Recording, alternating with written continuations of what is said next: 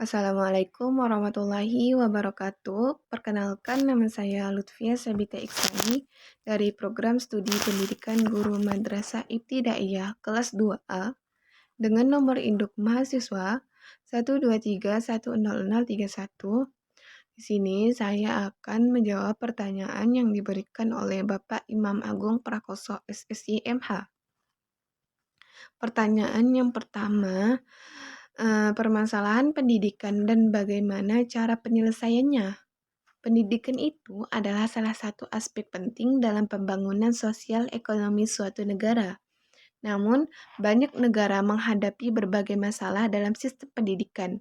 Berikut permasalahan pendidikan dan penyelesaiannya di antaranya adalah: satu, akses keterbatasan ke pendidikan. Beberapa daerah, terutama di daerah perdesaan atau di daerah wilayah terpencil, memiliki akses keterbatasan dan sumber daya pendidikan lainnya. Solusinya, pemerintah dapat meningkatkan infrastruktur pendidikan di daerah terpencil, termasuk pembangunan sekolah dan penyediaan transportasi untuk siswa. Dan program pendidikan jarak jauh dan e-learning juga dapat membantu mengatasi masalah akses ke pendidikan. Yang kedua, kualitas pendidikan yang tidak merata. Kualitas pendidikan dapat bervariasi antar sekolah dan antar daerah. Kalau kualitas pendidikan seperti sekolah dasar, sekolah menengah pertama, dan sekolah menengah atas, biasanya di setiap kecamatan itu pasti ada. Tetapi kalau sekolah menengah kejuruan itu sepertinya di daerah saya sendiri hanya ada di kabupaten dan di daerah kecamatan itu tidak ada. Solusinya, pemerintah juga dapat menetapkan standar nasional dan melakukan pengawasan untuk memastikan kesetaraan kualitas pendidikan. Yang ketiga, kurikulum yang kuno atau tidak relevan. Kurikulum yang tidak sesuai dengan kebutuhan saat ini dapat membuat siswa kurang siap untuk menghadapi tantangan dunia nyata.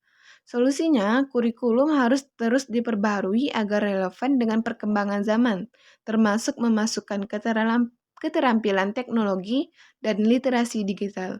Keterlibatan industri dan komunitas dalam pengembangan kurikulum juga dapat membantu memastikan relevansi pendidikan. Yang keempat, kurangnya partisipasi orang tua dan komunitas. Orang tua dan komunitas memainkan peran penting dalam mendukung pendidikan anak-anaknya, tetapi keterlibatan mereka seringkali rendah. Solusinya, sekolah dapat memperkuat hubungan dengan orang tua dan komunitas melalui komunikasi yang efektif dan kegiatan bersama.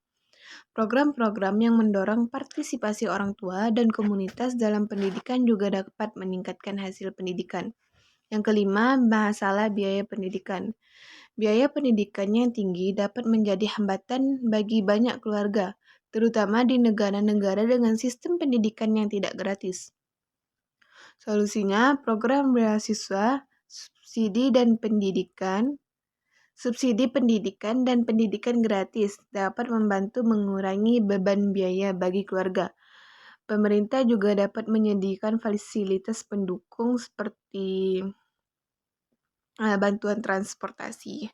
Biasanya untuk anak sekolah menengah pertama, sekolah menengah atas, dan sekolah dasar biasanya kalau ada kartu Indonesia Pintar, biasanya setiap semester dapat uang dari pemerintah. Dan perguruan tinggi biasanya juga begitu. Dan yang keenam, kesehatan dan kesejahteraan siswa. Kesehatan fisik dan mental siswa dapat mempengaruhi kemampuan mereka untuk belajar. Solusinya, program kesehatan sekolah termasuk layanan konseling dan pendidikan kesehatan dapat membantu menjaga kesehatan siswa. Dukungan untuk siswa dengan kebutuhan khusus juga sangat penting.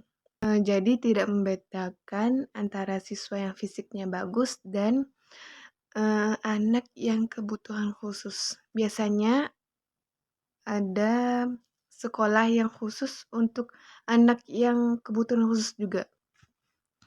Dan yang ketujuh, teknologi dan infrastruktur yang terbatas. Banyak sekolah kekurangan teknologi dan infrastruktur yang memadai yang dapat membatasi pembelajaran. Solusinya, investasi dalam teknologi pendidikan dan infrastruktur serta pelatihan guru untuk menggunakan teknologi dengan efektif dapat meningkatkan pengalaman belajar siswa. Dengan mengatasi masalah-masalah ini, sistem pendidikan dapat menjadi lebih inklusif, berkualitas, dan relevan dengan kebutuhan masyarakat. Selanjutnya, saya akan menjawab pertanyaan yang kedua, yaitu apa urgensi pengembangan kurikulum. Kurikulum merupakan landasan fundamental di mana dunia pendidikan dijadikan kompas yang mengarahkan proses belajar mengajar agar mencapai tujuan yang diharapkan. Oleh karena itu, pengembangan kurikulum menjadi hal yang urgen dan tidak bisa diabaikan. Berikut beberapa alasan mengapa pengembangan kurikulum sangat penting. 1. Meningkatkan mutu pendidikan.